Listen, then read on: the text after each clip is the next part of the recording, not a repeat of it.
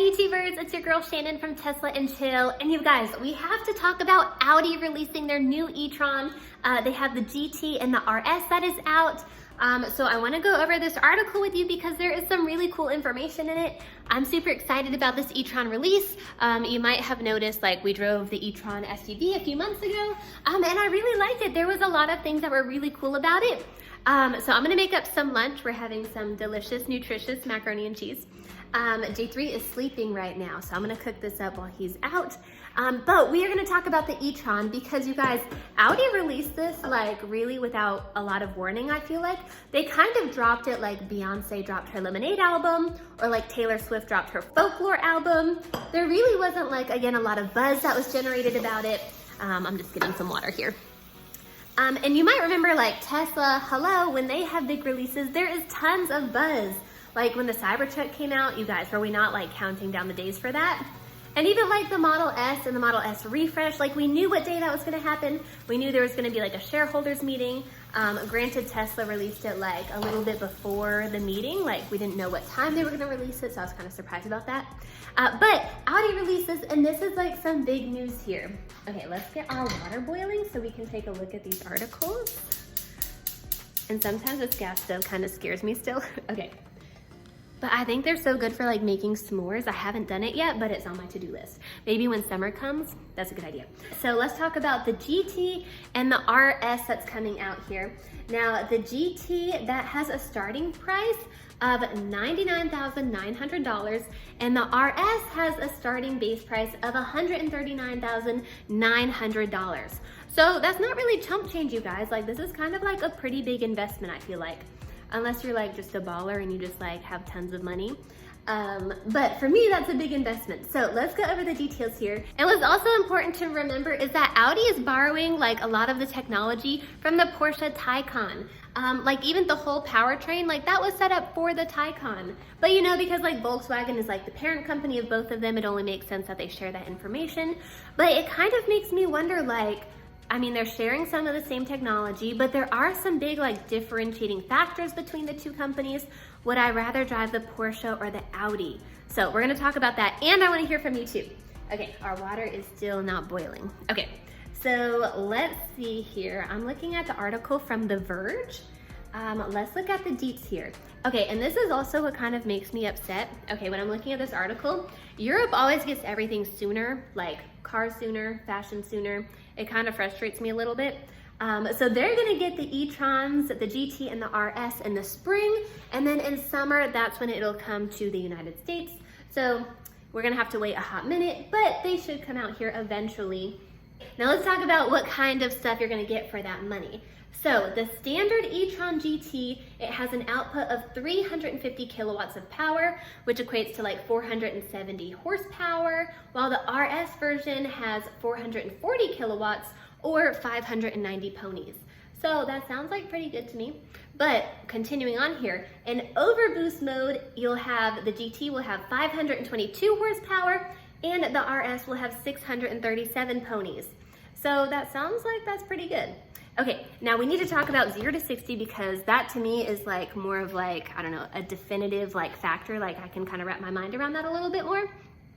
Okay, so this article from The Verge, it says that the E-TRON, what's an E-TRON? It sounds like a tauntaun, like in Star Wars, E-TRON, right? Tauntaun. Okay, so the E-TRON, I'm doing it again. Okay, the e-tron GT, it can do 0 to 100 kilometers in 4.1 seconds. Okay, now 100 kilometers is like 62 miles, so it's a little bit more than like 0 to 60, but I think I have another article pulled up here. Let me see what this one says. Okay, here, let me prop you up here so I can read this to you. Okay, are you comfortable? Okay, here we go. So on this article from Road and Track, it says that the GT, that can do 0 to 60 in 3.9 seconds. Now, if we compare that real quick to the Porsche Taycan 4S, that can do 0 to 60 in 3.8 seconds. So it is just a touch faster.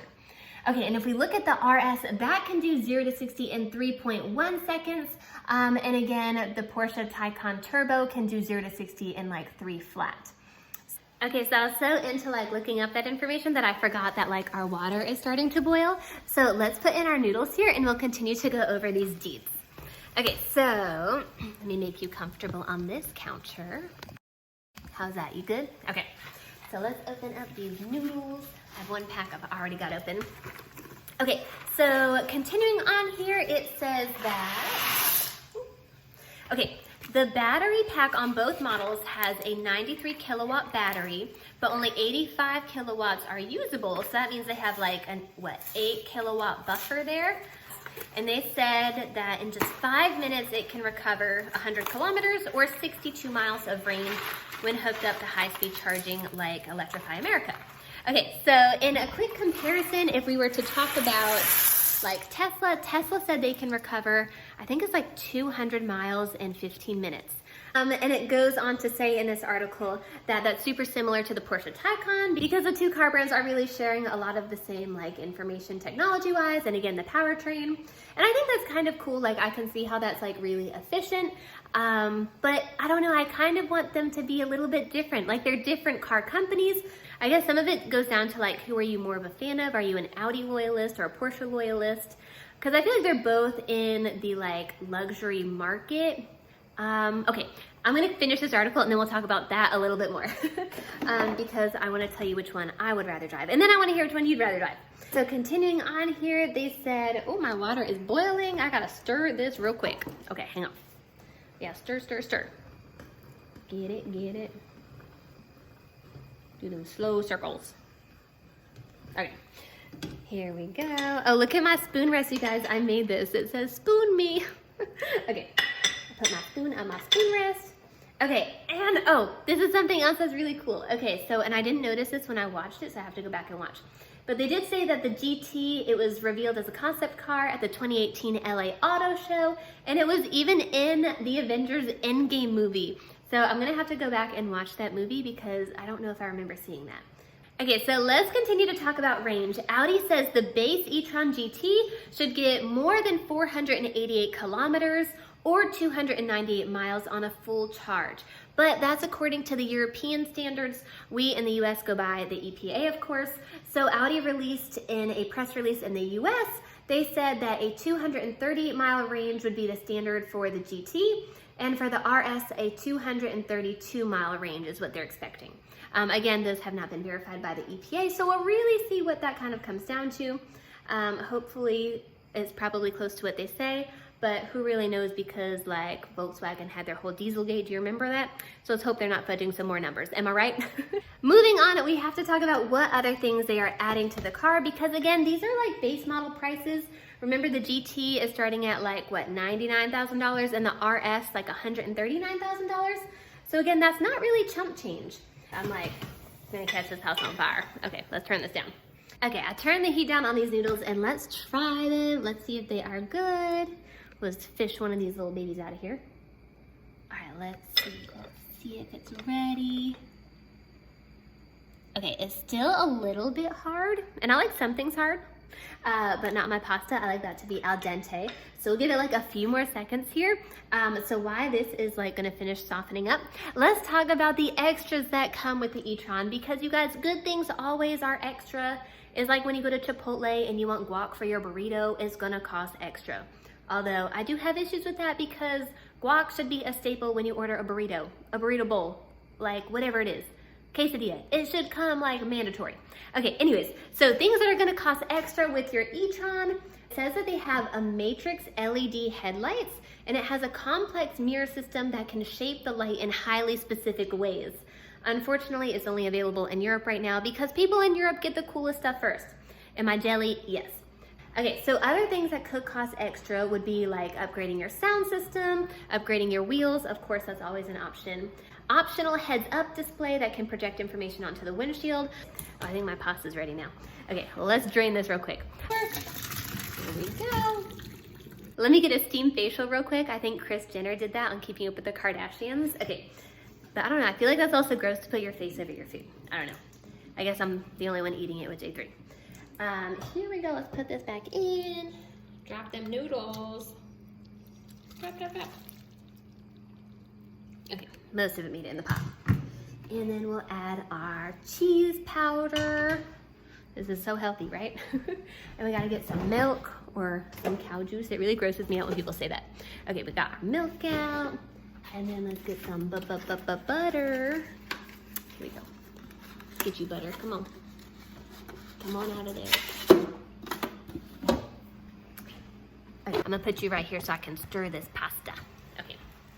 You gonna watch me stir it? Oh, I'll give you a little preview here. I'm probably turning the heat off. Ah, you fell. Okay. Go, let's do some butter. Okay, yeah, so other options would be, let's see. Oh yeah, the wheels, the sound system. Oh, a carbon fiber reinforced roof over the standard glass option, which that sounds really cool, but you guys, I also think like the glass roof would be like a really nice option. Maybe because I'm just used to that because that's what our Tesla has. Noise insulating glass on the side and rear windows, and massage seats. You guys, that is an option I would 100% get. That's the one thing I wish our Tesla had, because massage seats are the best. And look at our pasta, it is getting cheesy. I do think the new E-TRONs have a lot to offer. I'm really excited to see them in person. I mean, they look absolutely beautiful. It is still stirring. We'll look at the photos in just a second here. Actually, let me pull up the photos right now because this is about done. Yeah, so the photos make it look so beautiful. So let me set you up here and we can look at the photos together. Okay, here we go. Okay, you guys, the hips on this thing, like these hips don't lie, they're just like Shakira. They look beautiful. It looks just like, I don't know, it's like a sports sedan, right? So it looks really nice. I love how the lights go all the way across. You guys, let's zoom in on these wheels. Those look really cool. Like if those are like on the base model, like I would take those. I think those look really nice. And I think it's like got some nice curves. It's sleek, it's modern. It just looks really aerodynamic here. How cool is this shot? I think that looks awesome. And it just looks like, I don't know, it doesn't look like an electric car. I think we talked about this before. You know how like automakers, they were first setting their hybrids and electric cars apart by making them look like really crazy with shapes or different colors. But this looks like an actual car that would just normally be on the road. It looks like just kind of an ICE car. And let's get to the good stuff here. They've got these really cool shots, but I want to see the car itself. Okay, and these are the headlights. And this must be the European model because, hello, look at the license plate. But I wonder if these have those mirrored headlights. I don't know. 1.3 million micro mirrors, was that what it was? Looking at the inside, leather is not gonna be like obviously included in the base price. That is gonna be an extra. But I think the seats look kind of nice. You've kind of got like that racing look. I mean, this is the RS right here. But let's look a little bit closer. Let's see. It does look similar to like the E-TRON that I drove, the way it's set up on the steering wheel and stuff. And this is a 12-inch driver's display. I think that looks really nice just to display the instruments. It doesn't look drastically different than like a lot of cars that are on the road right now. I don't think it's too polarizing of a look. Like, you know how Tesla has like a really polarizing look with this like minimalism and then the big screen. And this is a 10-inch touch screen right here. And that looks nice. It looks sort of carbon fibery, doesn't it? I like the red, the black, the carbon fiber. It's kind of a look we go for with our Model 3. Continue to go down a little bit more. Oh, those red calipers, those look really good. So overall, these E-TRONs, they look super nice. The GT, the RS, I'm really excited to see them in person. I really can't wait. But I feel like we have to talk about the Porsche Taycan because, hello, they're borrowing this technology directly from the Taycan. So let's talk about the Taycan 4S and the Taycan Turbo. Because again, like price-wise, the Taycan 4S is like most price-wise comparative to the GT. And then the Taycan Turbo, that's closer in price to the Audi e-tron RS. Let's take a look now real quick directly at the Taycan 4S. You can see it starts at $103,800. It has an estimated range of 227 miles. It outputs 522 horsepower or 390 kilowatts, and 0 to 60 with launch control is in 3.8 seconds. Now let's compare this directly real quickly with the Audi e-tron GT. Starting price of $99,900, again like we mentioned before, but we'll just do that direct comparison real quickly. Now the GT can output 350 kilowatts of power or 470 horsepower, but in overboost mode it can put out 522 horsepower. And jumping down here, let's go back and look at range. And again, this hasn't been verified by the EPA, but they're estimating 238 miles for the GT. Now let's compare the Taycan Turbo to the e-TRON RS. So the Turbo starts at $150,900. It has an EPA estimated driving range of 212 miles, and it has 670 horsepower or 500 kilowatts, and then it can do 0 to 60 in 3 seconds flat. So a little bit faster than the Audi here, but let's go back and look at the RS. Again, you'll remember it has that starting price of $139,900. Directly comparing the horsepower, the RS has 440 kilowatts or 590 horsepower. And then in overboost mode, it'll jump to 637 ponies here. Okay, and going back to look at range, because again, that's pretty important here. Looking at range, again, not verified by the EPA, but for the RS, we are looking at a range estimate of 232 miles. But real quickly, you guys, and I know this doesn't even have any of like the Porsche or Taycan components here, but we have to talk about the Model S for just a hot second. Looking at the long range, just the base model, you guys, it is like the most affordable at just under $80,000. But here is what I love. It has the most range at 412 miles. And here's the kicker. It is a Tesla. It doesn't have that racing heritage like Porsche does, but it can do 0 to 60 in 3.1 seconds, and that's not even looking at the Plaid model that can do it in under 2 seconds, which is insane. Okay, but again, I know we're not comparing Tesla to these. We are directly comparing the Taycan to the e-TRON, so let's go back to that and we'll talk about which one I would rather have. I think the author of this article basically sums it up really well. At the end here, they basically say it gives deep-pocketed customers the options of Porsche Taycan level performance in a different package. And that's kind of exactly what the e-TRON is here. For me, okay, I just have to like talk about this for like 1 second because it has been bothering me. Let's talk about deep-pocketed here for a second. You guys, it is 2021. Women need pockets in their jeans, like in the front. We would really like pockets. Sometimes we don't want to carry around like a whole big purse. Case in point, and I did not even plan this. Okay, I'm wearing denim on denim. This is kind of like my tribute to Britney Spears and Justin Timberlake. But yes, all denim today. But look at my pockets, you guys. They look like pockets, right? But these are fake. They don't open at all. So that's really disappointing for me. Okay, I think our pasta has cooled, so let's like get some bowls out here. So yeah. And let me share with you my line of thinking. This is why I would take the Porsche, the 4S, or I would take the Turbo. Either one, I'd really be happy. If you were about to drop like $100,000 or close to like $140,000 or $150,000 on a car, like I want it to be set apart. I want to feel exclusive. I want it to feel like a premium car. And I feel like Porsche is the one that really does that over Audi. And this is kind of like my line of thinking. This is just my PO, my personal opinion. So you can share with me yours if you'd like as well. So I want to hear your personal opinion as well here. Now, Audi cars, the most affordable Audi starts at what, like $30,000? And it's what, an Audi A3? And it's a nice car, it's an Audi, but you can have an Audi starting at $30,000. A Porsche, on the other hand, the most affordable one starts like, what, $20,000 more, like in the 50s? I feel like I just want to be more exclusive. I want it to be more premium. Porsche also has that racing heritage. So you know, like, I feel like it's synonymous with the word premium. Sometimes I just want to feel a little bit extra. To be honest, I just like the attention like that I would get on the road. I think maybe that's why I like my Tesla so much. Like, even though Tesla might not be considered like luxury, I do like the looks that I get. I feel like a Tesla is just polarizing anyways. So I do like the extra attention, and I feel like I would get more attention with a Porsche than I would an Audi. Because Audis are more kind of commonplace. I feel like they're everywhere. Whereas Porsche, on the other hand, when I see one on the road, I kind of do like a quick double take. Am I gonna do a double take as long as I would on like a Model X?